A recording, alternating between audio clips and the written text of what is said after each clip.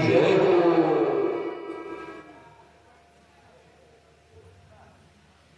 कृष्ण कन्हैया लाल को जाने ही नहीं दे रही है, विवश हो गए। फिर पुनः शारदा मैया का ध्यान किया, मैया जरा से सब पर थोड़ी थोड़ी कृपा कर दो, अन्यथा जिस मंतव्य को लेकर के इस धराधाम पर अवतरण हुआ है उस कार्य में बहुत विलंब हो रहा है, क्योंकि मामा का उद्धार भी करना है। और जैसे ही योग माया ने अपना प्रभाव दिखाया, शारदा मैया ने सबने कहा कि हमारे लिए ये ले आना, राधा कहने लगी तो हमारे लिए खिलौना ले आना, ललिता कहने लगी हमारे लिए जलेबी ले आना, कोई कहता हमारे लिए चाट ले आना, तो कोई गुब्बारा ले आना। देखना अकेले अकेले मत खा लेना, जो जो वहां खरीदोगे एक नहीं खरीदोगे। हम सबके लिए अगर पुनः सबको लाने के लिए अगर व्यवस्था करके अगर जाओ बता करके तब तो जाने दूंगी। कृष्ण कन्हैया लाल ने कहा पहले यहां से तो आदेश प्रदान करो, और सबने कृष्ण कन्हैया लाल को विदा किया। एक एक पल बना युगो साधारण पीड़ा आधार, आंखों में छाई बरसात तो अभिर वही अगस्त की जो जहां है अनमने मन से तो विदा किया है अपने कृष्ण कन्हैया लाल को। सबकी आंखों से आंसू बह रहे हैं। जो जहां है वहीं से उस रथ को निहार रहा है, देख रहा है। रथ आंखों से ओझल हो गया, फिर भी उसी रास्ते में बैठ गई कि चलो जब मेरा कन्हैया 2-3 दिन के बाद लौटेगा तब ही मैं अपना कोई कार्य करूंगी, अपने घर को जाऊंगी। जब तक कन्हैया लौट के नहीं आएगा तब तक मैं उसका यहीं पर इंतजार करूंगी। अक्रूर जी इधर रथ को लेकर के मथुरा के लिए चले हैं। रथ यमुना तट पर जब पहुंचा, रथ यमुना तट पर जब पहुंचा, आत्मा जाने मन सोचा, आत्मा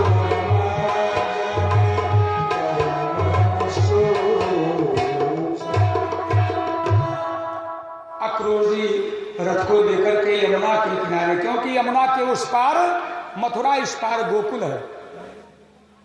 अक्रूर जी लेकर के रथ जब यमुना के किनारे पहुंचे, कृष्ण कन्हैया लाल से निवेदन किया अगर छोटे सरकार आपका आदेश हो तो कुछ स्नान का लाभ प्राप्त करके चलूं, क्योंकि कंस यहां इतना काम ही होता है हम लोगों के पास कि कभी पूर्णमासी अमावस्या या किसी संक्रांति या किसी पर्व पर कि कहीं कोई तीर्थ यात्रा में चले जाएं, कहीं दर्शन करे आए, कहीं गंगा मैया, सरजू मैया, यमुना में, कभी पूर्णिमा अमावस्या या किसी पर्व तीर्थ पर स्नान करे आए, एक क्षण के लिए फुर्सत ही नहीं देता है।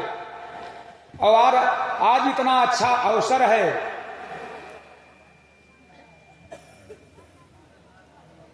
कि पास में सामने यमुना मैया है, तो क्यों ना यदि आपका आदेश हो तो मैं स्नान का पुण्य प्राप्त करते चलूं। कृष्ण कन्हैया लाल ने कहा कि अगर ये पुण्य की कार्य में किसी से पूछा नहीं जाता है, पुण्य कार्य करने के लिए ना तो देरी करना चाहिए और ना किसी से पूछना चाहिए। जब भी अपना मन करे तुरंत कर लेना चाहिए। क्यों? काल करे सो आज कर, काल करे सो आज करे सो अब, और पल में परले होएगी, बहु करो देखो। अगर कोई अच्छा कार्य मन में विचार आ जाए कि चलो कल ये शुभ काम करेंगे, अच्छा कार्य करेंगे, तो कल पे नहीं, अगर व्यवस्था बन जाए तो उसे तत्काल आज ही कर लेना चाहिए, तत्काल ही कर लेना चाहिए, क्योंकि यह जीवन नश्वर है, कल रहे कि ना रहे। कहा चाचा जी ये शुभ कार्य करने में वो भी पूछने की क्या बात है, बिल्कुल आप यह शुभ कार्य कर सकते हैं, स्नान कर सकते हैं। और अक्रूर जी स्नान के लिए जैसे ही यमुना मैया के जल में प्रवेश किए हैं, और जैसे ही प्रवेश करके स्नान के उद्देश्य से जैसे ही डुबकी लगाया, देखा मन क्रोध चकराए, देखा मन क्रोध चकराए, गद गद बारी से गिलाया सुनाए,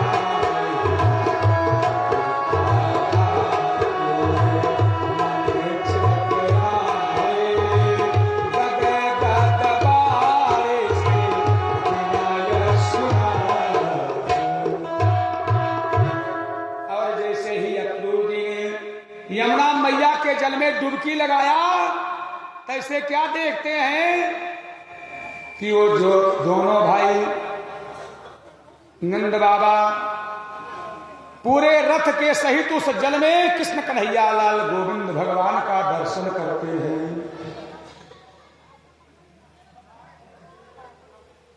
अब बेचारे क्रूर जी अपने मन में डुबकी लगाए हैं, पूरा दर्शन अपने मन में विचार करते हैं कि तुमको मैंने तो रथ पे बिठाया है, ये जल में कैसे आ गया, कहीं ये रथ लुढ़कते लुढ़कते जल में तो नहीं आ गया, हाय हमसे कोई भूल तो नहीं हो गई। और जैसे ही जल से बाहर निकले तो देखा कि जो दृश्य जल के अंदर वही दृश्य जल के बाहर दिखाई दे रहा है। कहीं मैं बावला तो नहीं हो गया है, जो अभी अभी देखा वो क्या था और जो ये सामने देख रहा हूं ये क्या है। पुनः जल में डुबकी लगाया, एक बार लगाया, दो बार लगाया, तीन बार, चार बार, पांच बार। गंगा मैया, सरजू मैया, जमुना मैया कहीं से स्नान करने जाओ तो कम से कम 5 बार डुबकी जरूर लगाना चाहिए। जैसे ही डुबकी लगाया हर बार वही दृश्य दिखाई देता है। अब की 5वीं बार हाथ जोड़ करके निवेदन किया, धन्य हो सरकार, अब मैं तो मुझे पूर्ण विश्वास हो गया कि कंस आपका कुछ नहीं बिगाड़ पाएगा, आपको साक्षात परमात्मा है। मैं तो आपको साधारण बालक समझ रहा था और बार बार अपने भाग्य को कोस रहा था कि निरपराध को ले जा करके कंस के हवाले कर रहा हूं, मौत के मुख में डाल रहा हूं। लेकिन अब तो हमको ये विश्वास हो गया है कि कंस इनका कुछ नहीं बिगाड़ पाएगा, बल्कि जो कंस के त्रास से हे धरती मैया पाप, अनाचार, दुराचार जो बढ़ रहा है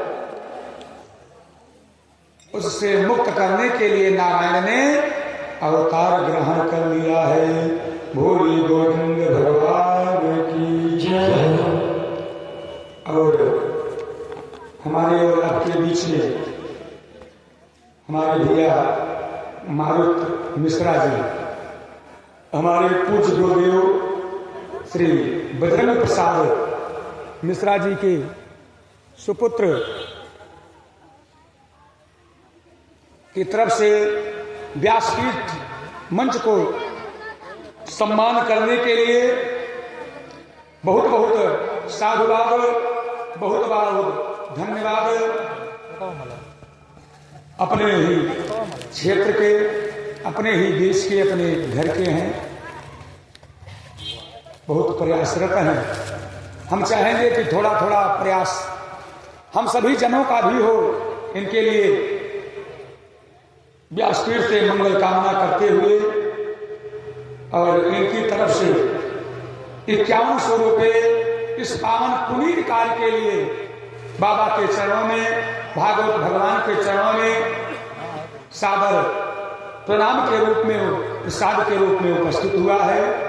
भगवान इनकी मनोकामना को पूरा करें, इनके मनोरथ को पूरा करें और ऐसे ही समाज की सेवा में लगे रहने की भगवान, भागवत भगवान इनको प्रेरणा प्रदान करें, अपने लक्ष्य को प्राप्त करें।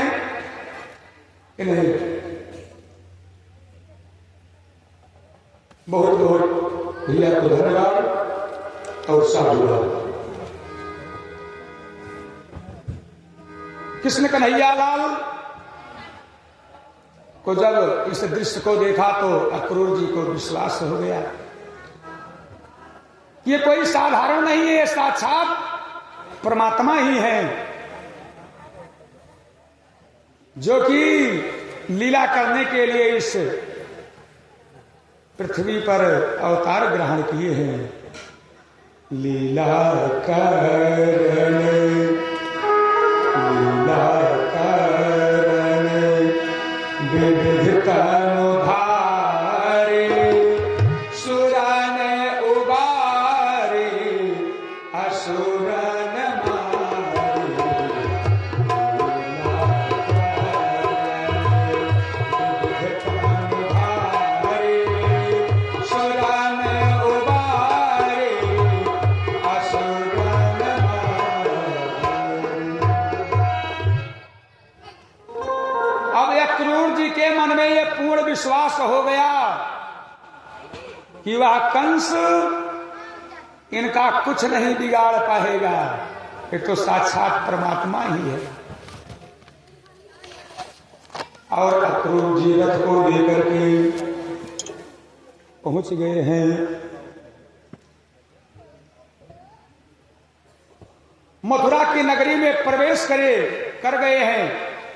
मथुरा नगरी के बाहर ही कंस ने इनके ठहरने के लिए एक शिविर का आयोजन करवाया है कि ये मुख्य अतिथि के रूप में है। यदि भैया मुख्य अतिथि समय से पहले अपने पहुंच जाएगा तो फिर उसे कौन मुख्य अतिथि के रूप में स्वीकार करेगा।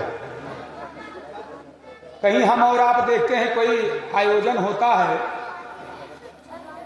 तो उसमें मुख्य अतिथि तो लेट ही आते हैं, बताते हैं कि 10 बजे आएंगे तो जानबूझकर 11 बजा देते हैं, इसलिए कि जिससे लोग हमको खूब देखें, आकर्षित हो हमारी तरफ कि आ रहे हैं मुख्य अतिथि।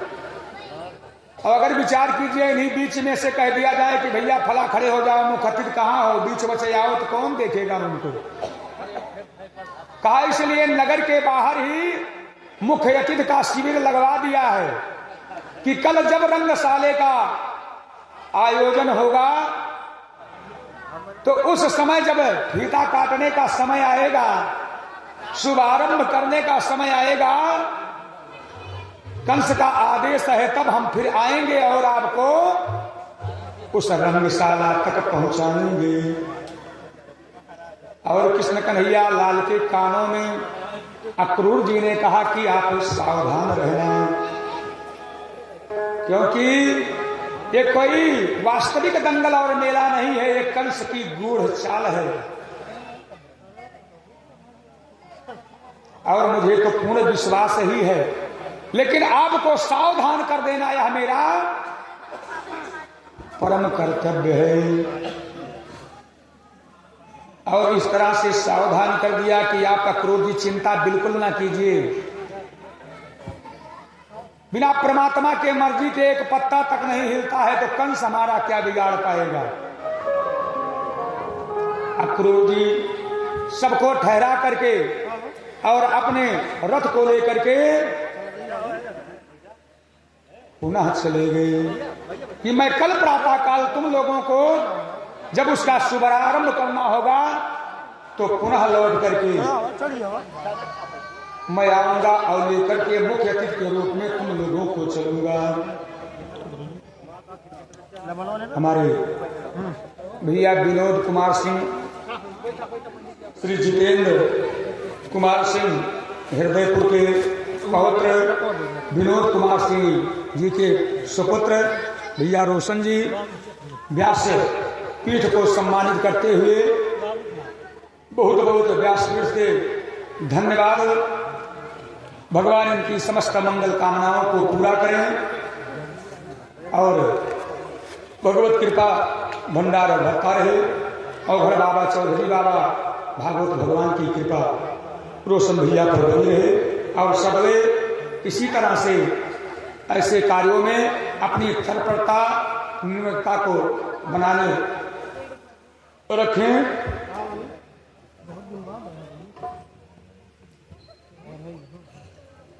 इधर अक्रूर जी चले जाते हैं, अपने साथ जो कुछ माखन मिश्री लेकर के आए हैं, उन माखन मिश्री का पान करके नित्य प्रति का कार्य था।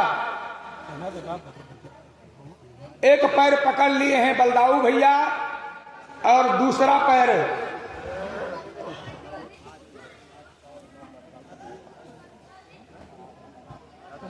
कृष्ण कन्हैया लाल। अच्छा, अब आजकल तो ये धीरे धीरे कार्य समाप्त ही हो रहा है, लेकिन पहले के लोग अपने बड़े बुजुर्गों का सायंकाल के समय जब तक उनका चरण नहीं दबा देते थे, सेवा नहीं कर लेते थे, तब तक वो सोते नहीं थे। और ये बहुएं भी अपनी सासू माँ के जब तक उनकी सेवा नहीं करती थी, चरण नहीं दबाती थी, तब तक ये भी विश्राम नहीं करती थी। अच्छा, ये कहावत है कि अरे भैया पतोह तुम्हारी आ गई है, खूब सेवा होती होगी। लेकिन आजकल यदा कदा देखा जा रहा है कि आजकल की बहुएं अपने उस संस्कार को, अपनी मर्यादाओं को भूल गई हैं। वो तो ये चाह रहे हैं कि सासू माँ करके हमारा पैर दबा देती तो क्या बात थी। पहले की बहुएं बिना सासू माँ के चरण दबाए, उनकी सेवा किए सोती नहीं थी। सबसे बाद में भोजन करना जो घर में बच जाता था, सारे सदस्यों को भोजन कराने के बाद जो भोजन बचता था, चाहे उनका पेट पूरा भरे या ना भरे, उसके बाद ही भोजन करती हैं। लेकिन यहां तो अब किचन से ही शुरू हो गया। पहले रसोई थी, अब किचन शुरू हो गया। पहले लकड़ी के ऊपर चूल्हे पर खाना बनता था, सब खूब स्वस्थ थे, खूब मस्त थे। लेकिन अब गैस पर बन रहा है, सबको जिसको पूछो भैया बहुत गैस बनती है। अच्छा, व्यवस्थाएं ही ऐसी हो गई हैं, समय का यह प्रभाव है कि अगर चाहेंगे हम आपकी लकड़ी पर व्यवस्था बन जाए तो अब कंडी कौन पाथेगा, गोबर कौन हाथ में लगाना चाहता है? बढ़िया, अगर बढ़िया सीधा, अच्छा अब तो तीली भी नहीं बांधना है, बस सीधे दबाए ठक दे चालू।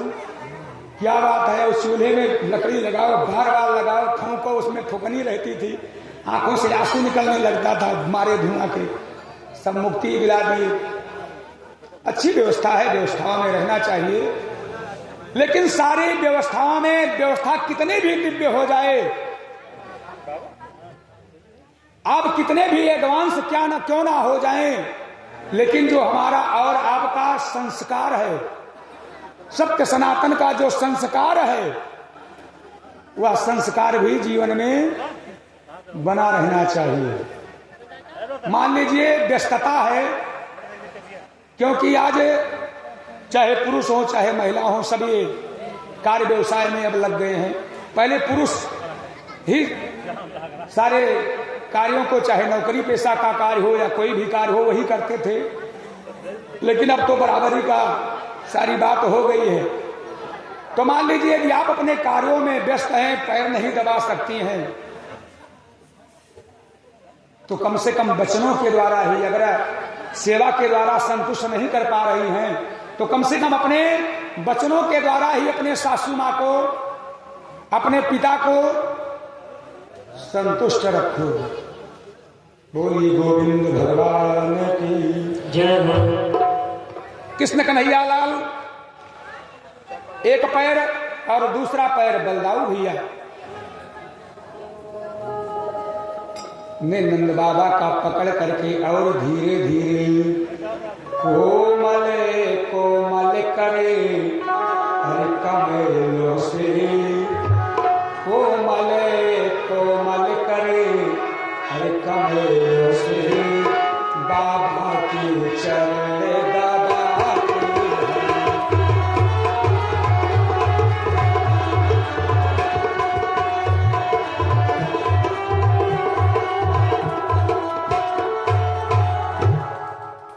कोमल कोमल कर कमलों से, बाबा के चरण दबाते हैं, फिर मीठे मीठे हरि बोल से।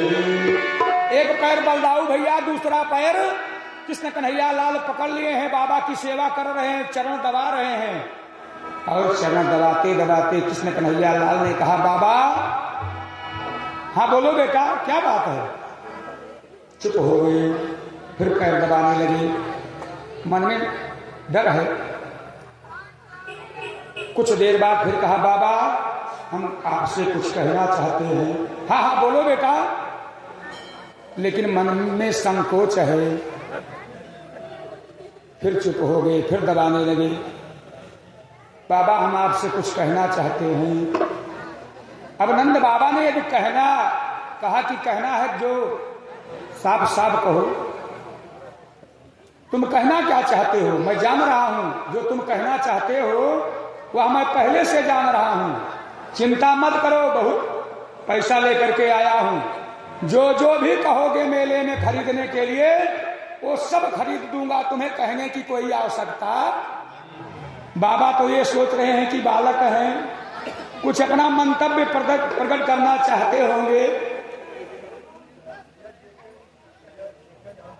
कहा कि तुम चिंता मत करो, जो भी कुछ तुम लेना चाहोगे वो सब मैं बहुत पैसा लेकर आया हूं, सब खरीदूंगा मेले में। चुप हो गए, फिर चरण दबाने लगे। बाबा क्या बात है पुत्र, आखिर तू अपने मंतव्य को प्रकट क्यों नहीं करता है? क्या कहना चाहता है? कृष्ण कन्हैया लाल ने तब नंद बाबा से कहा, बाबा ये मथुरा नगरी की आभा शोभा हमको अपनी तरफ आकर्षित कर रही है, इसलिए यदि आपका आदेश होता तो मैं इस मथुरा नगरी की शोभा को देख आता। देखो ना बाबा, कितनी सुंदर सुंदर लाइटें लगी हुई हैं, कितने ऊंचे ऊंचे मकान दिखाई दे रहे हैं। ऐसा तो अपने गांव वृंदावन में नहीं दिखाता है, कुछ अलग ही नजारा है। बढ़िया सुंदर सुंदर लाइटें लगी हैं, कितने ऊंचे ऊंचे भवन मकान हैं। बाबा एक बार आदेश प्रदान कर दो, मैं मथुरा नगरी की शोभा देख करके चला आऊंगा।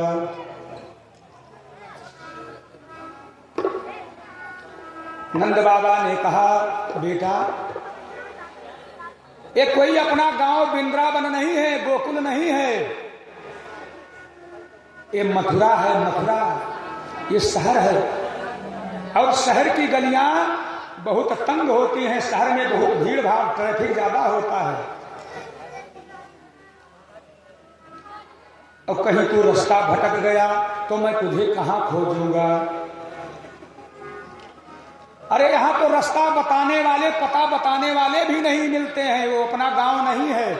वृंदावन की अगर कहीं भूल भी जाओगे तो लोग घर तक पहुंचा जाएंगे। अच्छा, अगर गांव में हम लोग किसी के घर का पता पूछें तो लोग पता ठीक ठीक बता देते हैं कि भैया आप इस रास्ते से चले जाओ हो करके, और सीधा सीधा आपको उस स्थान का पता बतला देंगे, लोकेशन जिसको कहते हैं। हम लोग वहां पहुंच जाएंगे पूछते हुए। लेकिन सच बतला रहा हूं, एक बार मैं गुजरात शहर में फंसा था, बगल में ही जाना था, पूरी रात दौड़ा इधर से उधर, जिससे पूछता भैया ये 12 नंबर गली कहाँ है, कोई बता दा उधर से चले जाओ, ये तो गलत चले आए, वहां है, फिर वहां जाते तो गलत चले आए, ये चले जाओ वहां है।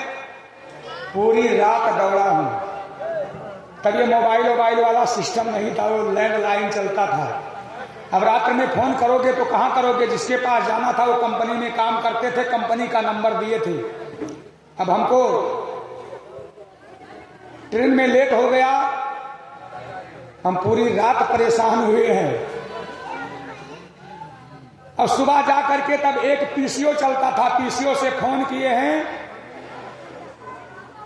और उन्होंने पता बतलाया कि यहां पूछते हुए पता चले आओ।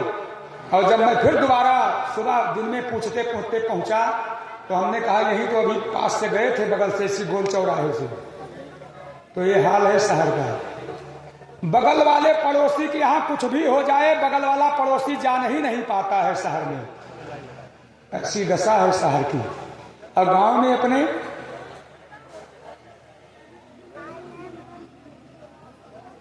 सारी व्यवस्था है।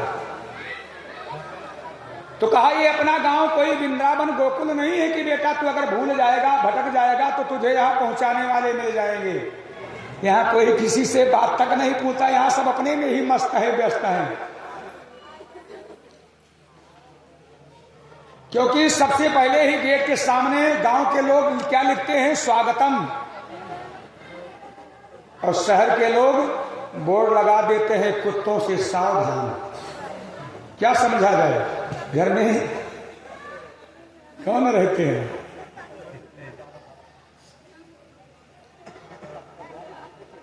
अच्छा, एक विडंबना और है। हम लोग मकान देखते हैं यदा कदा हम लोग कि मकान तो बहुत सुंदर बनवाते हैं, और मकान बनवाने के बाद उस पर एक राक्षस का चित्र लगा देते हैं। कई मकानों लगे हुए, राक्षस के चित्र लगे हुए मकानों के मालिकों से हमने पूछा भैया ये क्यों लगवाए हैं?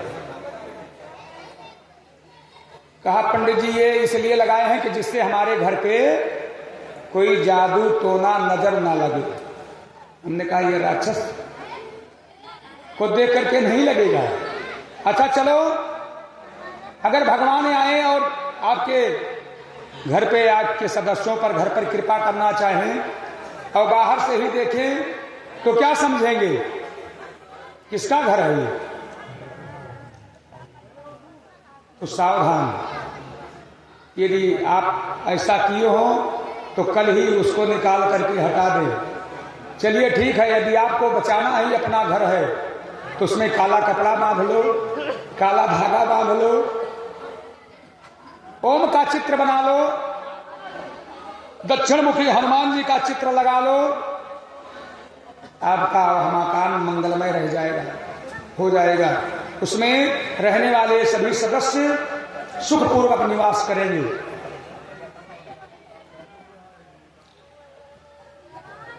नंद बाबा ने कहा ये अपना गांव वृंदावन नहीं है, इसलिए मैं तुझे आदेश नहीं दे सकता। फिर बार बार प्रार्थना करते हैं, बाबा बहुत मन की लालसा है, खींचे जा रही है ये नगरी, पता नहीं क्यों मन में कि कितनी जल्दी पहुंच जाऊं, देख करके आ जाऊं, थोड़ी ही देर की बात है। बाबा बिल्कुल तैयार नहीं है जाने को, तो मैं तुझे आदेश भी दे सकता हूं। एक तो यहां की गलियां तंग है, दूसरे तू बड़ा नटखट है, कभी किसी की बर्दाश्त तो करता नहीं, सुनता तो तू है नहीं। अंदेशा है कि कहीं किसी से झगड़ा अगर हो गया, वाद विवाद बढ़ गया तो हम आए हैं दूसरे कार्य से और यहां हो जाएगा दूसरा कार्य, इसलिए बिल्कुल आदेश नहीं है। बलदाऊ भैया की तरफ देखा कृष्ण कन्हैया लाल ने कि बाबा तो हमारी नहीं सुनेंगे, अब तुम ही कुछ व्यवस्था बनाओ भैया। बलदाऊ भैया ने कहा बाबा कन्हैया अगर कहता है तो आदेश प्रदान कर दो, मैं भी इसके साथ ही जाऊंगा और आपको वचन देता हूं कि हमारे रहते हुए ऐसा कोई कार्य नहीं होगा जिससे आपको हम लोगों की उल्हाना सुनने को मिले। कृष्ण कन्हैया लाल ने कहा हाँ हाँ बाबा ये सच कहते हैं, अपनी तरफ से मैं पूरा भरसक प्रयास करूंगा कि पहले मैं किसी को कुछ नहीं कहूंगा। अब जब बलदाऊ भैया ने नंद बाबा से विनय निवेदन किया तो कहा मैं तो गंभीर विचारवान है, इसलिए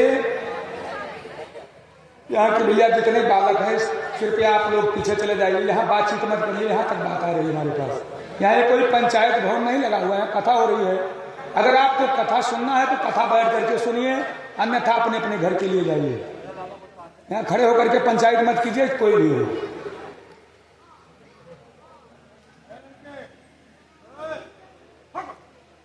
इस तरह से जब नंद बाबा ने बलदाऊ भैया को सुना तो कहा मैं समझ गया ये तुम दोनों की ही राय थी, अब मैं जाना आदेश प्रदान कर दिया है। और दोनों भाई नगर की शोभा देखने के लिए अपने ग्वाल बाल साथियों को लेकर के चले हैं। नगर देख पुर से मिलता है हर सघन कुंज, पुर से मिलता है हर सघन कुंज, बेलों की अवले छाई है।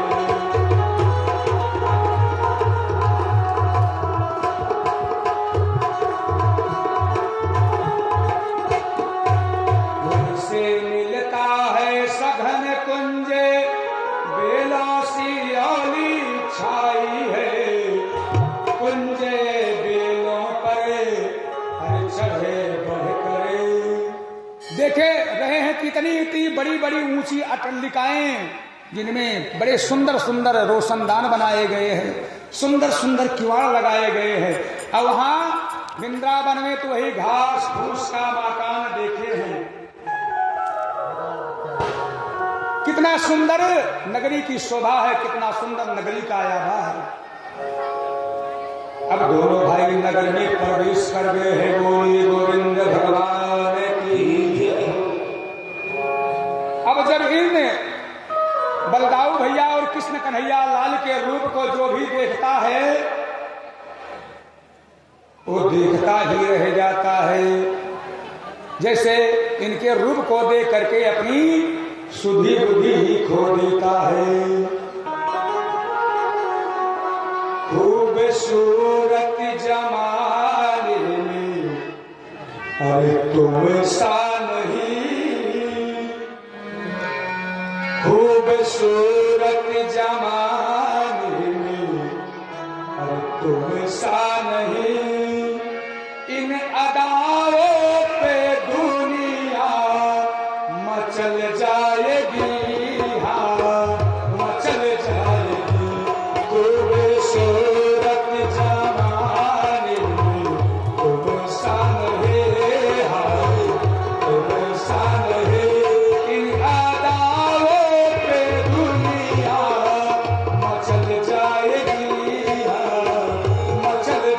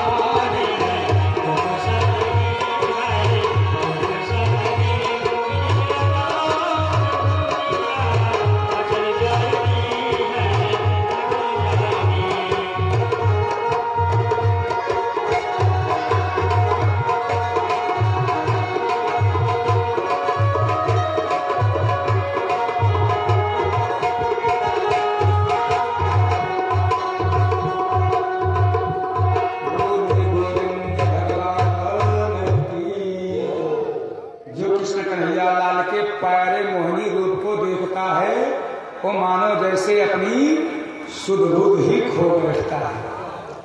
जो बाजार जा रहा है सब्जी लेने के लिए झोला लेकर के रास्ते में ही खड़ा है, भूल गया कि पत्नी ने सब्जी लेने के लिए भेजा है, लेकिन नहीं जाऊंगा तो खाना ही नहीं बनेगा। सुंदर सुंदर नारियां अपनी ऊंची ऊंची अटलिकाओं पर चढ़ करके कृष्ण कन्हैया लाल गोविंद के इस माधुरी छवि रूप परिमूर्ति को जो देखती हैं मानो दीवाना हो जाती हैं, तो देखते ही रह जाती हैं। सखिया आपस में चर्चाएं करती हैं कि वही हैं जिनकी वीरता अरे सुधरता की, जिनकी वीरता और सुधरता की घर घर में चर्चा छाई।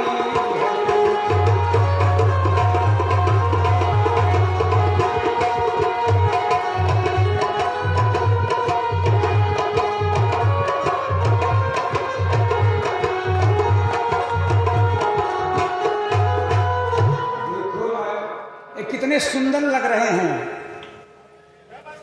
अरे इन्हीं की चर्चा तो पूरे मथुरा में है। यही मुख्य अतिथि के रूप में कल उद्घाटन के रूप में जाएंगे, मुख्य अतिथि के रूप में रंगशाला मेला का जब ये शुभारंभ करेंगे इनके कर कमलों के द्वारा ही कल मेले का शुभारंभ होगा। दूसरी सखी ने कहा बहन कंस की सेना में मेरा पति सिपाही है, कल उससे मैं कह रही थी कि मुझे भी मेला देखना है, कुछ रुपया पैसा का इंतजाम करो, तो उसने साफ साफ मना कर दिया है कि वहां पर ये कोई मेला नहीं है। वहां तो ये कंस ने एक षड्यंत्र के द्वारा इन लोगों को बुलवाया है मारने के लिए, वहां भगदड़ हो जाएगी, इसलिए हमारे पति ने साफ साफ मना कर दिया। तब तक तीसरी सखी कहती है कि लगता है कंस की बुद्धि मारी गई है। जिसकी वीरता सुधरता की, कि जिसने बचपन में ही जब बालक दूध तक पीना नहीं सीखे होते हैं, ऐसे समय में जिसने घोर पूतना राक्षसी का संहार कर दिया हो, जिसने तृणावर्त जैसे शकटासुर, अघासुर, बघासुर जैसे बड़े बड़े वीर राक्षसों का संहार, मायावियों का संहार कर दिया हो, भला कंस इनको कैसे परास्त कर पाएगा। लगता है कंस की बुद्धि मारी गई है।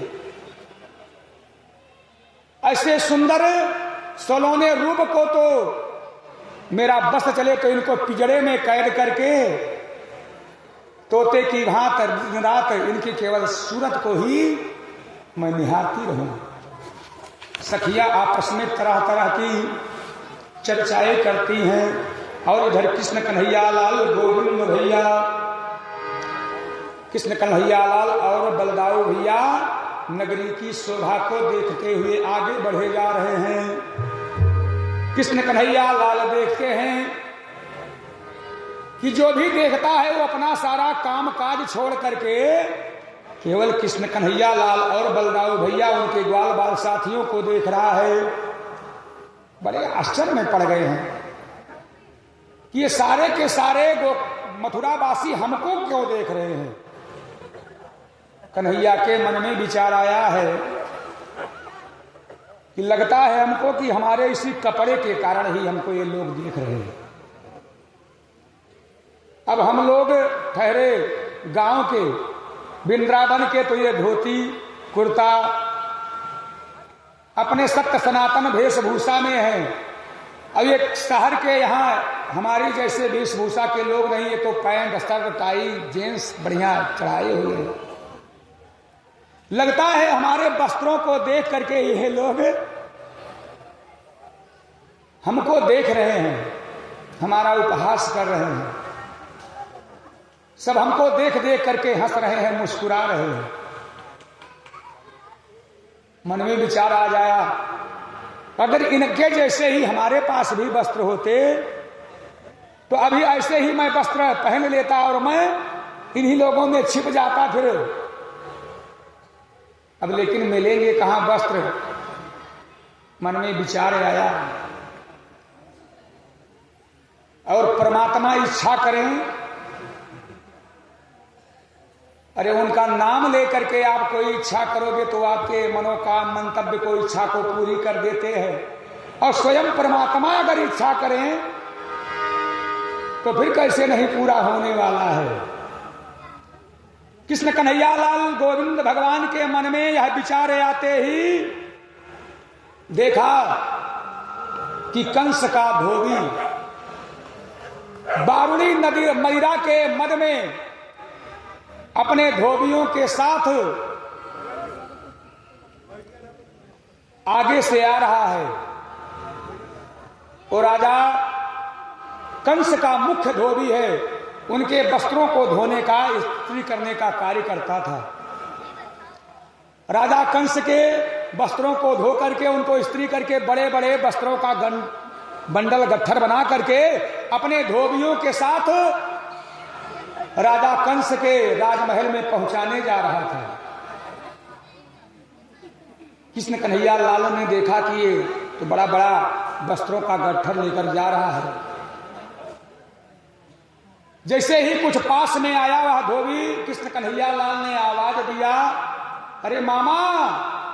मामा? किसका मामा? किसने आवाज लगाई? फिर कृष्ण कन्हैया लाल ने कहा, मामा हम ही आपको बुला रहे हैं। मामा? अरे जान ना पहचान, मैं तेरा मेहमान। कौन मामा? किसका मामा रे? कृष्ण कन्हैया लाल ने कहा, आप हमारे मामा हैं।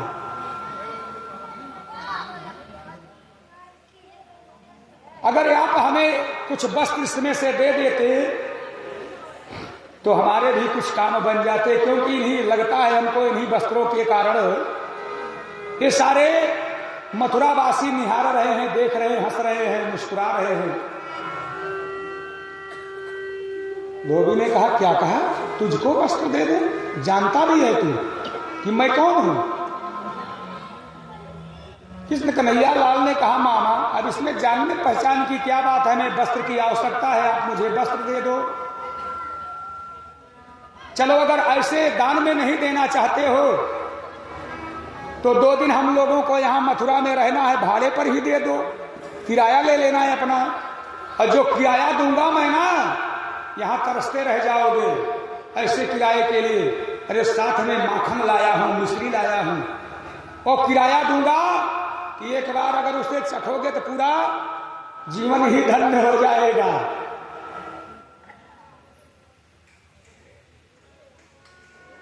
और धोबी कहता है, जरा अपनी शकल तो देख, एक गंवारों की तरह से लगता है तू कहीं गांव से चल करके आया है, तेरा यह वेशभूषा बना रहा है। पहले अपनी शकल तो देख ले कि तेरी शकल ये वस्त्र पहनने के लायक है। तू ठहरा गांव का गंवार, अरे जा किसी गणेरिये के घर जा, वहां से कमली ले ले, वही तेरे ऊपर अच्छी लगेगी। अरे पढ़े लिखों के वस्त्र हैं, ये कोट पैंट जींस टाई, ये पढ़ो लिखों के सभ्य लोगों के ये वस्त्र हैं। तुम जैसे गंवारों के लिए ये वस्त्र नहीं है। कृष्ण कन्हैया लाल ने कहा, मामा हम जैसे भी हैं अपने लिए हैं, अगर आप वस्त्र नहीं देना चाहते हैं तो आप अपने रास्ते जाओ, हम अपने रास्ते जाते हैं। और मामा सुनता तो मैं किसी की नहीं हूं, अब तक तो आपका पता नहीं क्या हो गया होगा, लेकिन बाबा को हमने वचन दिया है कि अपनी तरफ से पहले ऐसा कुछ नहीं करूंगा कि जिससे हमारे बाबा को सुनना पड़े, अन्यथा अब तक तो बात बिगड़ जाती। तब तक तो धोबी बारुणी मदिरा के मद में है। क्या कहा तूने? मुझसे बात करेगा? छोटा बालक मुझसे जबान लड़ाएगा, मुझसे? और आगे कृष्ण कन्हैया लाल को मारना चाहा, तब तो कृष्ण कन्हैया लाल ने केवल उसे धक्का दिया, स्पर्श कराया। और कृष्ण कन्हैया लाल के केवल स्पर्श होते ही मानो 11,000 वोल्ट का झटका लगा। और भैया विचार कीजिए, 11,000 वोल्ट का झटका है, छूते ही राम नाम सत्य हो गया। बोलिए गोविंद भगवान की। अब जितने उसके साथी धोबी हैं, सिर पे गट्ठर लिए हैं, उन्होंने सोचा अगर देर कर दिया भगने में तो कहीं अपनी भी वही दशा ना हो जाए। अब ये गट्ठर लेकर भाग ही नहीं पाएंगे, इसलिए वहीं पर फेंक दिया गट्ठर। गट्ठर फेंक करके और अपने अपने प्राणों को लेकर के भगे। अब क्या था? खुली आजादी। गट्ठरों को खोला, अब उसमें से जो अच्छे लग रहे हैं वस्त्र निकाल लिए। वस्त्र अच्छा पहनने का अनुभव भी नहीं है। जो ऊपर पहनने वाला है उसे नीचे से पहन रहे हैं, और जो नीचे वाला है, नीचे से पहनने वाला है, उसको ऊपर से पहन रहे हैं। कभी जब वस्त्र नहीं पहने हैं, इसे नहीं देखे हैं। अच्छा हमने बहुत लोगों को देखा है, लोग टाई लगाने के बड़े शौकीन होते हैं, लेकिन कई लोगों को देखा है भैया हमारी यही टैया बांध देते। पहनने के लिए बहुत मन में उत्साह है टाई, लेकिन बांधना जानते नहीं है, हैं? किन्हीं किन्हीं को देखा है बस बढ़िया ऐसे रस्सी की तरह से ऐसे बांध लिए हैं। उसका अपना एक बांधने का प्रक्रिया है, उस तरह से वो बांधी जाती है। जिसको ज्ञान है वो तो बांध लेता है, लेकिन लगाने की इच्छा सबकी होती है कि मैं भी दिखूं यहाँ। अब बांधना आता ही नहीं है, दूसरे से लोग कहते हैं भैया हमारी ये टैया जरा बांध दो, जो बांधना जानते हैं। अब जब कभी बांधे हो, बचपन से सीखे हो, तब तो जाने ना। इसी तरह से ये तो गांव वृंदावन में गोकुल में कभी ऐसे वस्त्र को तो पहनते नहीं थे, इसलिए जो ऊपर पहनना था उसे नीचे पहन लिए, और जो नीचे पहनना था उसे ऊपर पहन लिए। बोलिए गोविंद भगवान की जय हो। अब ऐसे बेढंगे बेसाइज के कपड़े जब पहन करके आगे बढ़े, अब जिसे नहीं देखना था वो और देखने लगा। मन में विचार किया कि कपड़े भी इनकी तरह से पहन लिए, आखिर अब हमको काहे लोग देख रहे हैं। ऐसा मन में विचार करते हुए कुछ आगे ही बढ़े थे कि एक दर्जी का घर था, जो कि भगवान का अनन्य भक्त था, लेकिन कंस के डर के मारे, क्योंकि कंस का आदेश था कि कोई भजन नहीं कर सकता, कोई यज्ञ नहीं कर सकता, कोई हवन नहीं कर सकता है, न कोई कथा सुन सकता है, न कोई कथा सुना सकता है, कहीं भगवान की कोई किसी भी प्रकार की चर्चा ना होने पाए। अब जो भक्त जन थे वो बेचारे अपने घर में किसी तरह अपने मन में कहीं शब्द भी मुख से, राम शब्द भी, कृष्ण शब्द भी मुख से ना निकलने पाए। नहीं तो अगर कहीं कंस जान गया, उसके सिपाही जान गए, तो प्राण को भी खोना पड़ेगा। इसलिए लोग अपने मन ही मन में कृष्ण को भजते थे, और जब कंस के सिपाही आ जाते थे तो कंस कंस कहते थे, क्योंकि कंस कहता है कि केवल मेरा नाम भजो, मैं ही परमात्मा हूं, परम सत्ता हूं। कृष्ण का नाम छोड़ो, कंस का नाम भजो।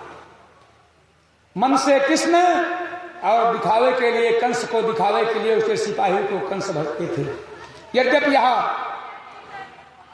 दर्जी भगवान का अनन्य भक्त है, जैसे भगवान के कृष्ण कन्हैया लाल गोविंद के स्वरूप को देखा तो कृष्ण में उसे परमात्मा दिखाई दिए, उसका उनके भगवान गोविंद दिखाई दिए।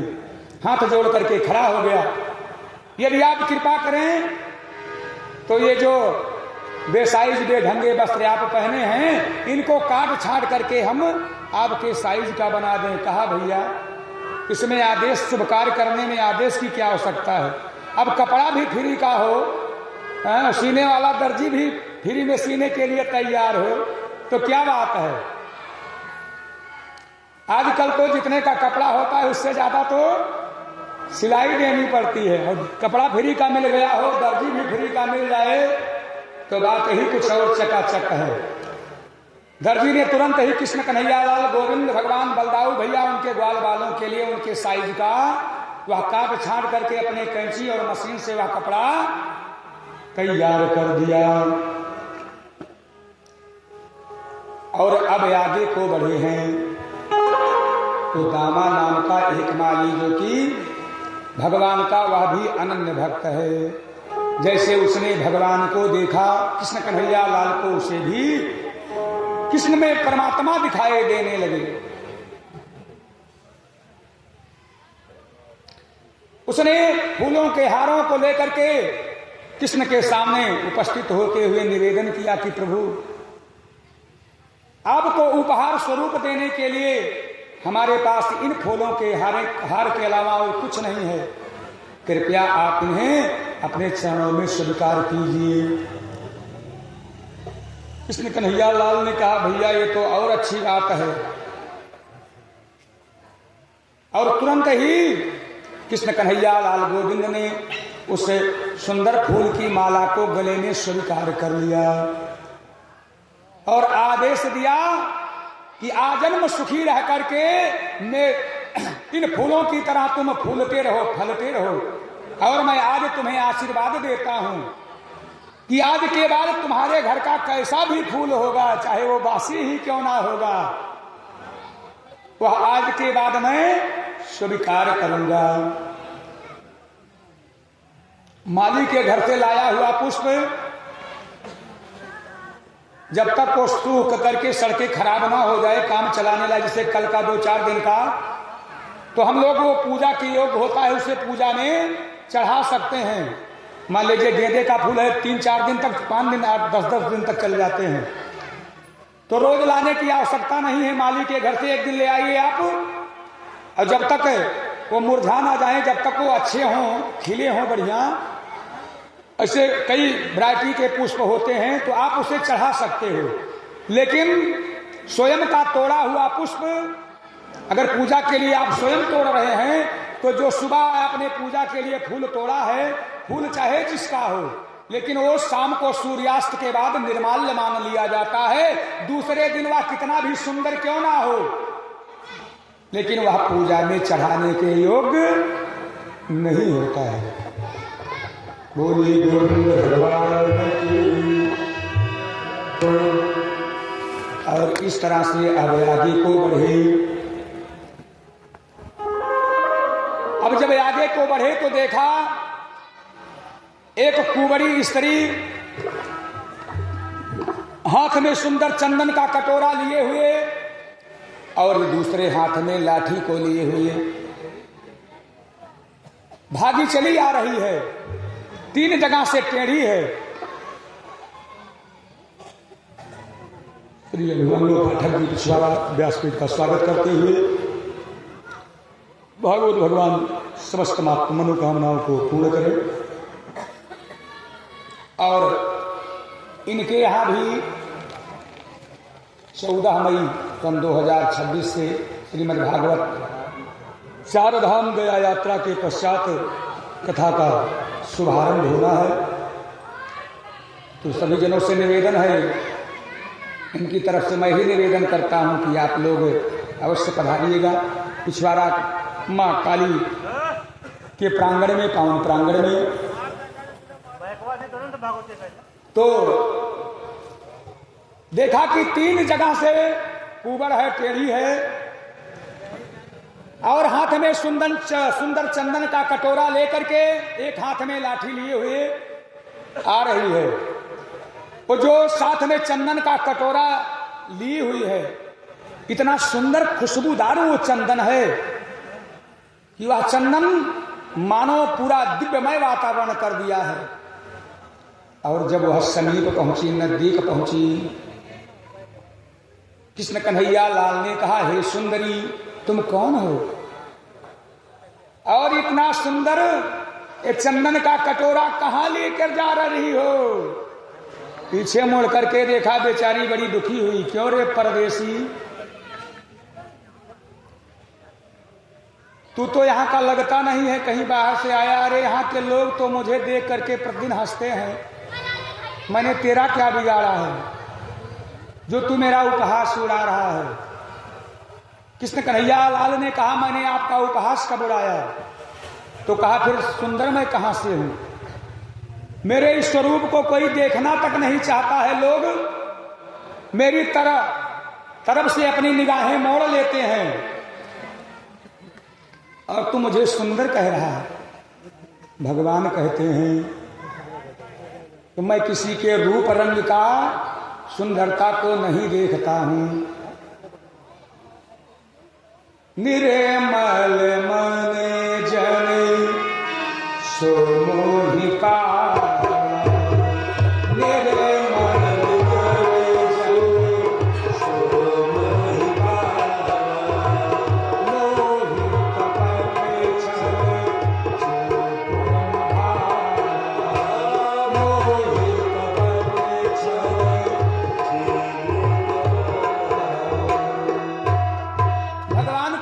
कि मैं तो बाहरी बनावट से कोई मुझे लेना देना नहीं है, तो मैं तो मन की सुंदरता देखता हूं। वो आज से ये चंदन का कार्य नहीं करती थी। जब महाराज उग्रसेन का शासन हुआ करता था, वो तब से इस चंदन का कार्य करती थी और भगवान की अनन्य भक्ति थी।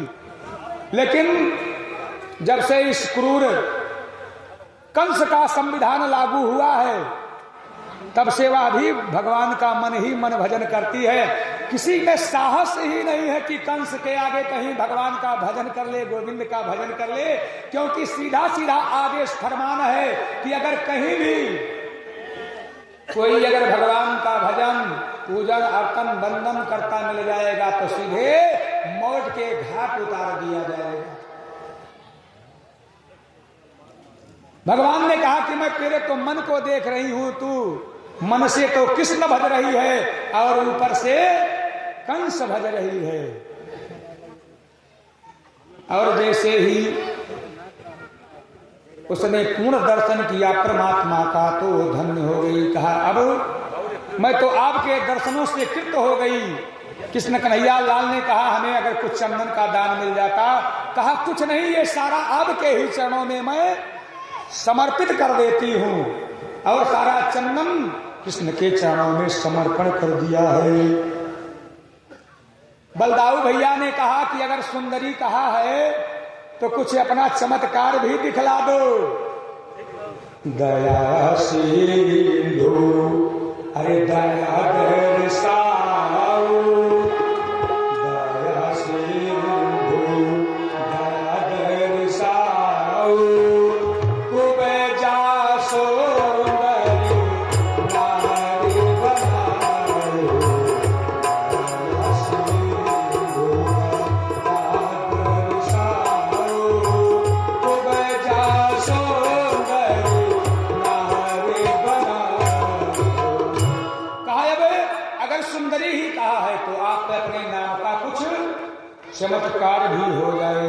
कृष्ण कन्हैया लाल गोविंद भगवान आगे बढ़े हैं और उस कुब्जा के दाहिने पैर के अंगूठे पर अपने दाहिना पैर का अंगूठा रखा और यूं मुख पे पकड़ा और सीधे उठा दिया। जो 3 जगह से टेढ़ी थी वह सुंदर नारी में परिवर्तित हो गई। बोलिए गोविंद भगवान की जय। और घूंघट डालती हुई जैसे लगता है कोई अभी अभी इंद्रलोक से अप्सरा प्रकट हो गई हो। कृष्ण कन्हैया लाल के हाथ को उसने पकड़ लिया कि अगर जैसे आप यह हमको रूप दिए हो, वैसे आप अगर चल के हमारी कुटिया को पावन कर देते तो मैं धन्य हो जाती। कृष्ण कन्हैया लाल ने कहा कि इस समय तो मैं तुम्हारे साथ नहीं चल सकता तुम्हारी कुटिया का पावन करने के लिए, लेकिन मैं तुम्हें वचन देता हूं कि मैं तुम्हारे इस मंतव्य को अवश्य पूरा करूंगा। और इस तरह से कृष्ण कन्हैया लाल ने सोचा कि जो मामा ने कल दंगल प्रतियोगिता के लिए स्थान बनाया है, कल तो आकर के देखना है। अगर पहले से देखे रहेंगे तो किसी से पूछना भी नहीं पड़ेगा। अब मुख्य अतिथि अगर समय से नहीं पहुंचेंगे तो भी बात बिगड़ जाएगी, इसलिए कल आना ही है, चलो आज ही सारा निरीक्षण करके आ जाते हैं। और ये पहुंच गए हैं जहां कल कंस के द्वारा ये षड्यंत्रित रंगशाला दंगल का आयोजन हुआ है। जैसे ही कृष्ण कन्हैया लाल बलदाऊ भैया अपने ग्वाल बाल के साथ उसमें प्रवेश करना चाहते हैं, तैसे ही कंस के सिपाही ने सावधान किया, सावधान, ये कहां जा रहे हो? बिना हमारे महाराजा कंस के आदेश के यहां हवा तक नहीं पास हो सकती है। उनका आदेश जिसको होगा वही इसके अंदर प्रवेश करेगा। और तो प्रवेश करना तो कल है, आज ही तुम कहां यहां जा रहे हो? कहा अगर तुम्हारा राजा का आदेश है तो मेरा भी आदेश है कि हट जाओ, हम लोगों को देखने दो।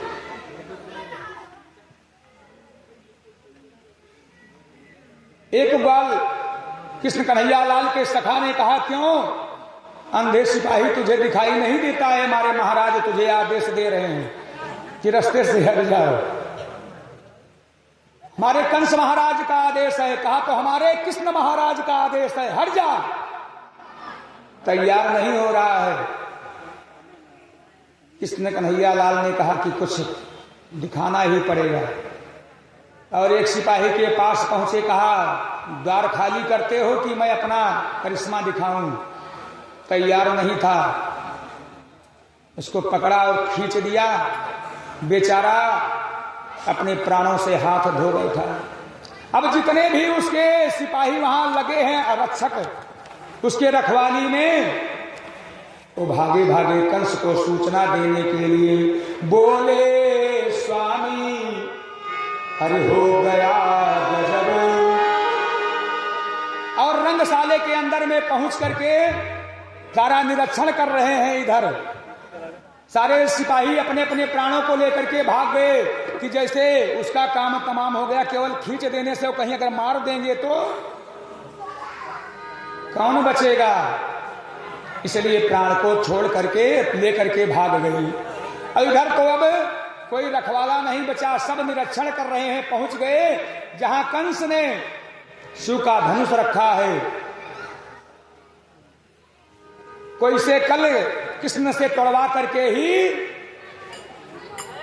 जैसे आजकल फीता काट करके मुख्य अतिथि लोग शुभारंभ करते हैं, उद्घाटन करते हैं, वैसे एक सुंदर धनुष रखवा दिया था कि कल इसे ही कृष्ण ने अपना बल दिखा करके अर्थात तोड़ करके इस दंगल को शुभारंभ करेंगे। कृष्ण कन्हैया लाल ने कहा कि तोड़ना कल है, चलो आज से युद्ध प्रारंभ कर देते हैं हम। रणभेरी बज जाती है। और उठा लिया। खेल ही खेल में उस धनुष को कोई उठा नहीं पाता था, कंस भी नहीं उठा पाता था। वह शिव का पिनाक धनुष था। और कृष्ण कन्हैया लाल ने उसे खेल खेल में उठा करके उसके दो खंड कर दिए। बड़े भयानक गर्जना हुई। वह गर्जना इतनी तेज हुई कि कंस के हृदय में उसे ऐसे लगने लगा मानो अब प्रलय आने वाला है। अंदर से बेचारा कंस भयभीत हो गया है। और इधर पहुंच गए हैं कंस के अंगरक्षक सिपाही जो रखवाली में थे। बोले, स्वामी अरे हो गया प्रलय, काल में नगर को घेरा।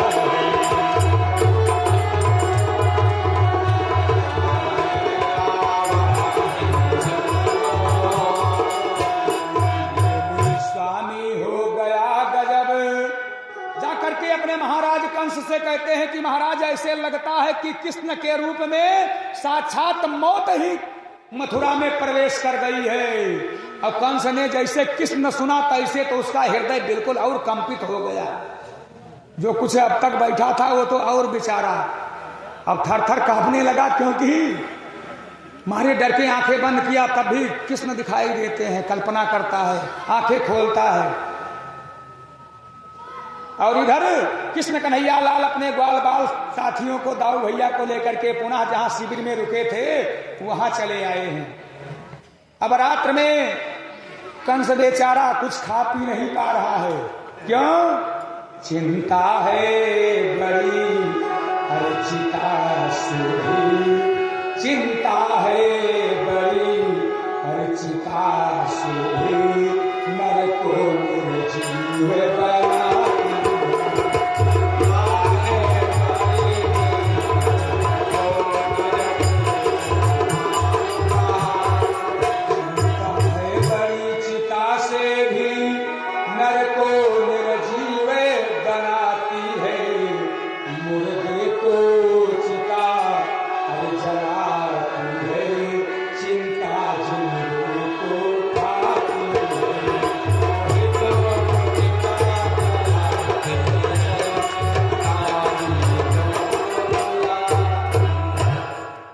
कृष्ण के नाम को सुन करके मानो जैसे उसे बुखार हो जाता है, बड़ी चिंता में पड़ जाता है, भयभीत है, कुछ खाया पिया नहीं जा रहा है, रात्रि में बेचारा विश्राम करने के लिए लेटता है तो कंस रात में भयानक सपना देखता है कि वह नंग धिड़ंग होकर के नंगे तेलों से लथपथ अड़हुल की माला को पहने हुए, सिर को मुड़ाए हुए गधे पर सवार होकर के दक्षिण दिशा की यात्रा कर रहा है। अगर ऐसे स्वप्न किसी को दिखाई दे तो ये समझ लेना चाहिए कि अब इस संसार में बस केवल 1-2 दिन के मेहमान बचे हैं, क्योंकि यहां मृत्यु के भयानक स्वप्न होते हैं कि अगर स्वयं शरीर तेल से लथपथ हुआ हो, अड़हुल की माला पहने हों, गधे पर सवार होकर के दक्षिण की यात्रा कर रहे हों, तो फिर इस संसार में ज्यादा से ज्यादा आप 1 से 2 दिन से ज्यादा नहीं चल सकते हो। ये सब मौत के लक्षण हैं। कंस को अपनी ही मौत के सारे लक्षण दिखाई दे रहे हैं। बेचारा है अंदर से बहुत भयभीत है, कंपित है, टूट चुका है, लेकिन अब ऊपर से तो बनावटी दिखाता ही कि सबसे बड़ा यहां मैं सूरवीर सरदार हूं। अब दूसरे दिन सुबह हुआ, अब इधर जितने भी बड़े बड़े नगर के पहलवान बुलाए गए हैं वो सब रंगशाला में प्रवेश किए हैं। तमाम देशों के राजा महाराजा और इधर चारुण ने अपने सभी मंत्रियों सिपाहियों को सावधान कर दिया कि अब वह समय आ गया है, अपना शत्रु किसी भी तरह से बचकर ना जाने पाए। कुडलिया पीग नाम का एक हाथी है, महावत से कहा कि इसको इतनी मदिरा पिलाओ, बारूणी इतनी मदिरा पिलाओ कि ये मदमस्त हो जाए। और जैसे ही हमारे महाराज कंस का काल कृष्ण आए, इसको यही मुख्य द्वार पर ही कुचलवा करके काम तमाम करवा दो। महावत ने कहा महाराज चिंता न करो, उसे प्रवेश ही नहीं करने देंगे, आपके अपने महाराजा कंस के शत्रु को मुख्य द्वार पर ही समाप्त कर देंगे। और वह समय आ गया, कृष्ण बलदाऊ भैया बलराम पहुंच गए हैं मुख्य द्वार पर। देख रहे हैं कि और जितने भी लोग प्रवेश करते हैं सब बड़े प्रेम से उसमें प्रवेश पा रहे हैं, जा रहे हैं। जैसे ही कृष्ण कन्हैया लाल उस रंगशाले में प्रवेश करना चाहा, कैसे वह महावत तो पहले से ही सिखाया गया है, ला करके हाथी को मुख्य द्वार पे खड़ा कर दिया। कृष्ण कन्हैया लाल ने कहा भैया सबके लिए तो ये स्वागत के रूप में खड़ी है हाथी, और हमारे लिए ये रास्ते को रोकने की बाधा के रूप में क्यों खड़ी है? जैसे सबके लिए स्वागत के तरह से ये खड़ी थी मुख्य द्वार पर, वैसे हमारा तो और भव्य स्वागत करना था आपको हाथी लेकर के। पहले राजाओं महाराजाओं के यहाँ हाथी का स्वागत के लिए करते थे लोग, बड़े बड़े लोग आते थे तो उनका स्वागत करवाते थे। शादी ब्याहों में लोग सबसे पहले उनका भव्य स्वागत किया जाता था, पूजन किया जाता था। कहा भैया आप अपने हाथी को जरा हमारे रास्ते से हटाओ, मुख्य द्वार में जाएं, क्योंकि देर हो रही है। आपके महाराज का फरमान था 10 बजे का और यहाँ 11 बज रहे हैं, थोड़ा जल्दी करो, क्योंकि हमें अंदर जाना है, अपना काम निपटाना है। जब तक मैं अंदर जाऊंगा नहीं, फीता काटूंगा नहीं, तब तक शुभारंभ नहीं होगा। आप भी लोग फंसे रहोगे, हमें क्या हम करना है। महावत ने कहा कि अगर तुमको अंदर प्रवेश करना ही है तो अपना कुछ बल दिखा करके इसके अंदर जाओ। सुना है कि तुम बड़े बलवान हो, बचपन में ही तुमने पूतना इत्यादि को मार दिया, जरा वह बल तुम्हारा हम भी देखें तो। और हाथी को ललकार दिया, हाथी आगे बढ़ा, उसको पहले से ही सिखाया था। हाथी कृष्ण कन्हैया लाल को अपने पैरों से कुचल करके मारने का प्रयास करता है, और जैसे ही पैर को उठाया कृष्ण कन्हैया लाल ने बड़ी ही फुर्ती से कूद करके उसके दोनों हाथों को, दोनों दांतों को अपने हाथों में पकड़ लिया और इतनी जल्दी से ऊपर को उछाल करके फेंका कि महावत के सहित हाथी वह इतनी ऊपर से उछला और ऊपर से 500 फिर से नीचे, ऊपर से नीचे को गिरा। महावत के सहित उसका राम नाम सत्य हो गया। अब हाथी के जो दोनों दांत पकड़ करके उछाले थे वो तो हाथ में ही है। अब एक दांत दे दिया बलदाऊ भैया को, एक हाथ दांत ले लिया स्वयं और कंधे पर रख करके गोविंद भगवान कृष्ण कन्हैया लाल कंस के रंगशाला दंगल में प्रवेश करते हैं। बोलिए कृष्ण कन्हैया लाल की जय।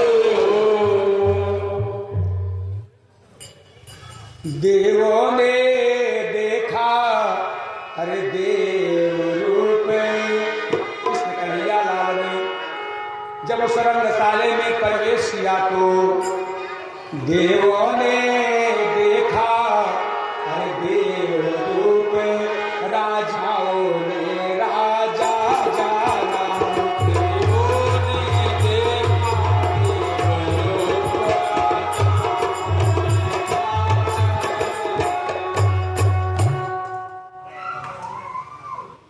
जैसे ही कृष्ण कन्हैया लाल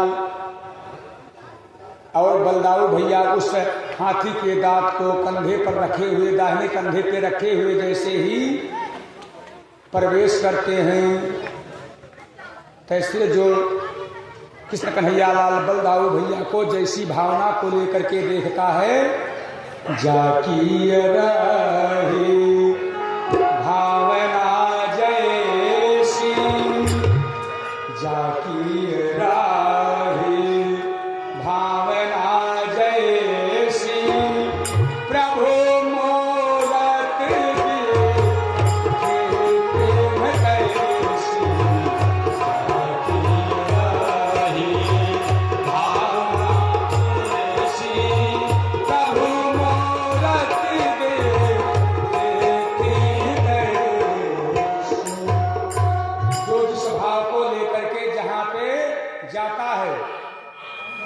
वो फल भी उसी प्रकार से उसी भाव का प्राप्त करता है।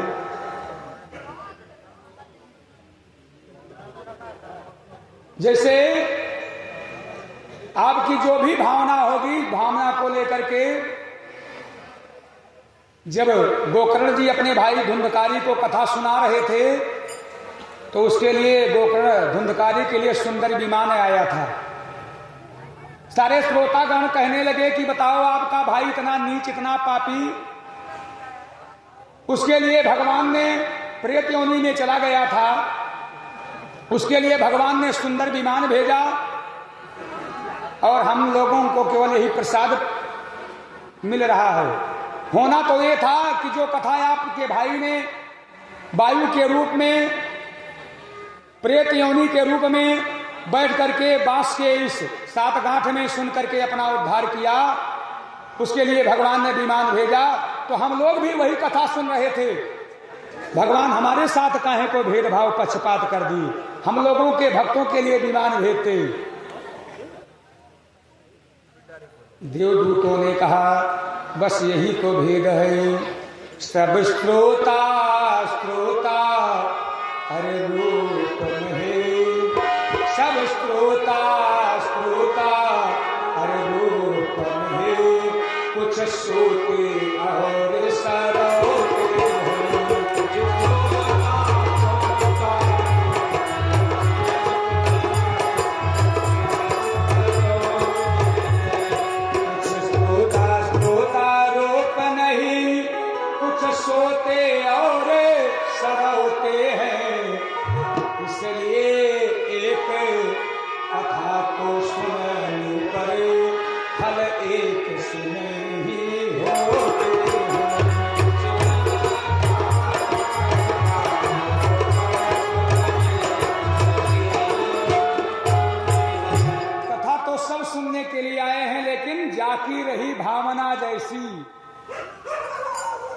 जो जैसी नीयत रखता है वैसा फल प्राप्त करता है। जो अपने कल्याण के लिए आया होगा कि भगवान इस कथा से गोविंद भगवान का हमारा कल्याण हो जाए, हमें भगवत भक्ति प्राप्त हो जाए, हमारा परिवार सुखी हो जाए,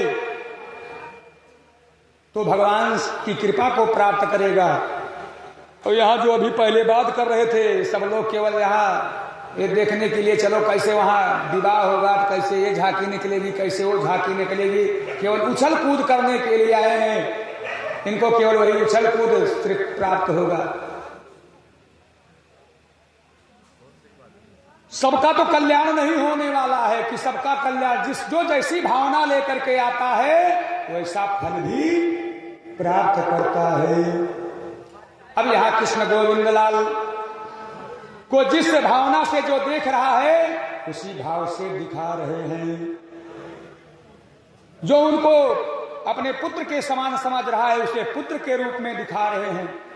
जो इनको साक्षात कितने बड़े बड़े कार्य कोई साधारण नहीं कर सकता है भगवान के अलावा, उसे वो भगवान के रूप में दिखाई दे रहे हैं। कोई उनको पुत्र के रूप में देख रहा है, कोई उनको वीर के रूप में देख रहा है। जैसे हम होते हैं वैसे ही निगाहें हमारी दूसरों के प्रति भी होती हैं। अगर हम अच्छे हैं तो संसार में सभी हमको अच्छे ही लगेंगे कि ये भी अच्छे होंगे हमारी तरह से। और अगर हम बुरे हैं तो ये सारा संसार भी हमको बुरा ही दिखेगा कि हाँ जरूर मामला गड़बड़ है। तो अच्छे को अच्छे दिखते हैं और बुरे को बुरे ही दिखते हैं। तो जैसा जिस भावना को लेकर के जो देख रहा है कृष्ण कन्हैया लाल और बलराव भैया उसको उसी रूप में दिखाई देते हैं। कन देखा कन से सुर घबरायो। और जब आगे बढ़ते हुए कंस के मंच की तरफ बढ़े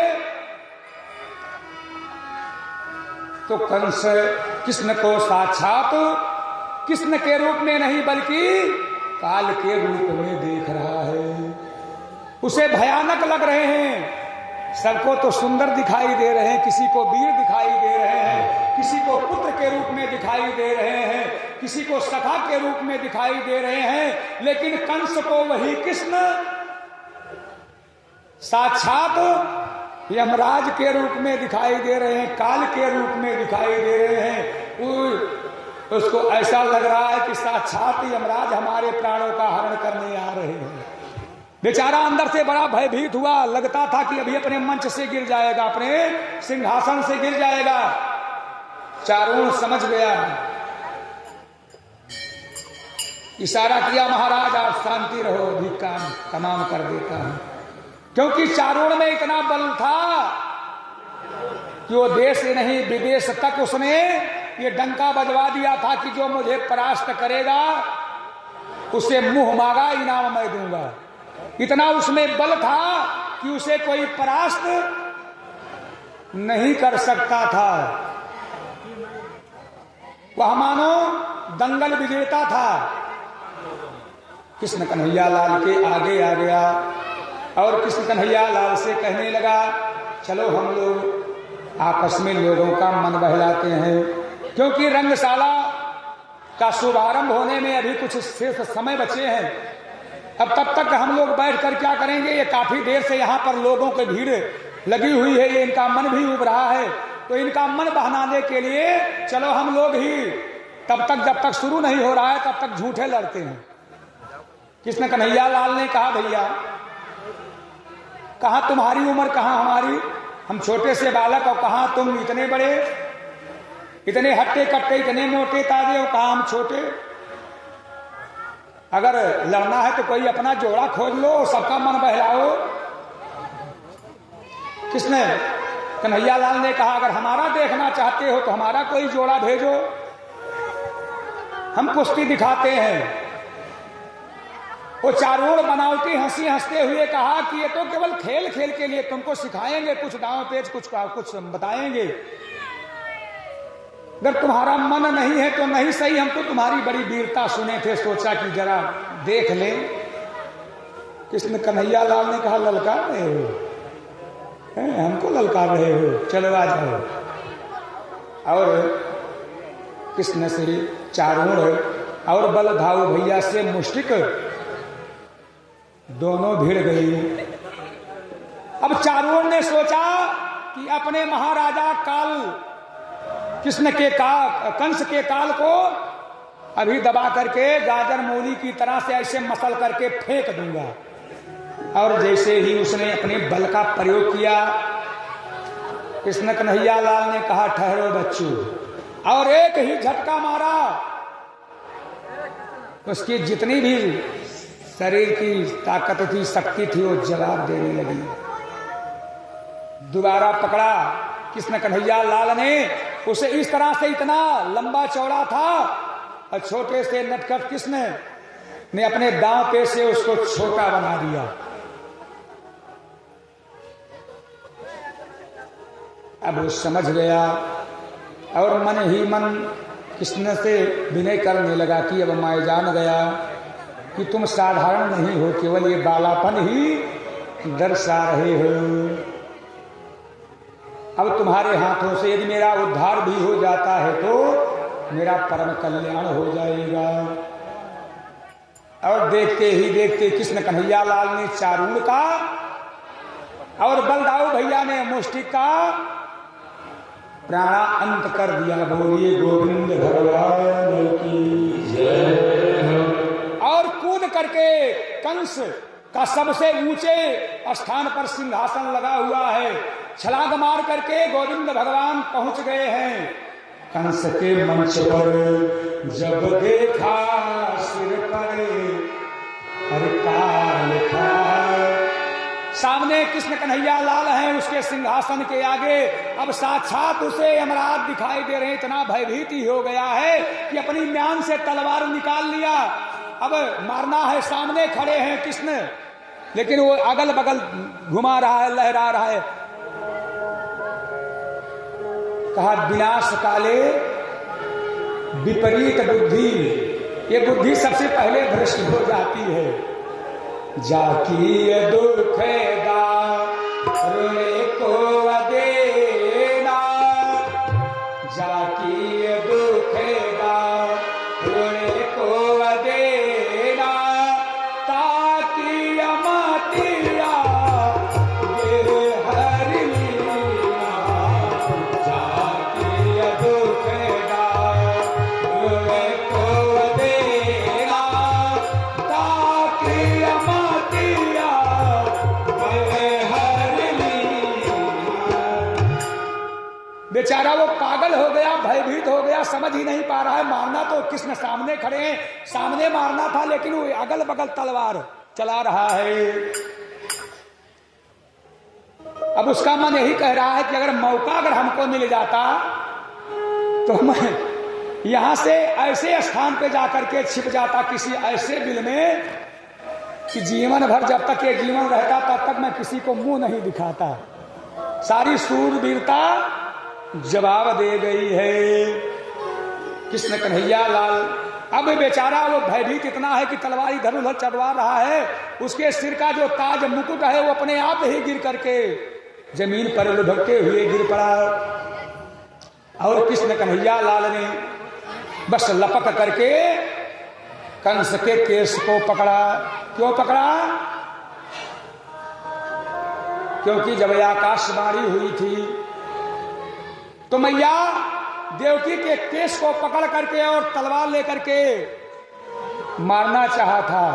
इसलिए कृष्ण कन्हैया लाल गोविंद भगवान बदला लेने के लिए कि तुम्हारे माँ का कर केस पकड़े थे, उसके केस को पकड़ लिया, गिराया धरा चढ़े अरे ताकि छाती, गिरा धरा चढ़े ताकि छाती, मारा व कंस देव मोहन घाती, गिरा धरा से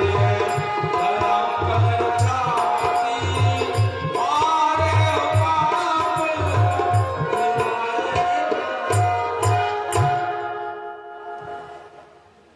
कंस का काम गोविंद भगवान ने उसके छाती पे चढ़ करके एक ही मुष्टक में कृष्ण का उद्धार कर दिया। बोले गोविंद भगवान की जय हो। उसकी पत्नियां आई, विलाप करती हैं। कृष्ण कन्हैया लाल ने कहा, ये तो संसार में एक निमित्त मात्र है जिसकी मौत जब जहां होनी है, चाहे वो किसी दुर्घटना के द्वारा, ये पहले से ही मानो सुनिश्चित है। निमित्त, क्योंकि मौत बिना निमित्त के नहीं आती है, कोई ना कोई कारण हो करके ही होता है। मेरे हाथों मामा का मारा जाना ये पहले से ही, उनके जन्म से ही सुनिश्चित था। इसलिए जो इस संसार से चला गया, उसके लिए आप कितना भी विलाप कर लो, कितना भी रो, वो पुनः इस संसार में लौट करके नहीं आने वाला है। आप उसके अगर स्वजन है, माता है, पिता है, भाई हैं, आप अगर दुखी होंगे उसके लिए तो भी दुखी होगा, उसकी भी प्राण जहां भी होगा वो दुखी होगा। इसलिए जाने वाले के लिए केवल भगवान से निवेदन करना चाहिए कि भगवान उसे अपने चरणों में स्थान दे। और कृष्ण कन्हैया लाल ने कंस की पत्नियों को समझाया, उनको धीरज बढ़ाया, भानक बुझाया और स्वयं अपने हाथों से उसका अंतिम संस्कार किया है। बोलिए गोविंद भगवान की जय हो। तेल चमेली चंदन साबुन, अरे तेल चमेली चंदन साबुन चाहे लगा लो सन, जगत में कोई न परवान, जगत में कोई न परवान, जगत में चमेली चंदन साबुन, हाँ तेल चमेली चंदन साबुन चाहे लगा लो सन, जगत में कोई न परवान, जगत में कोई न परवान,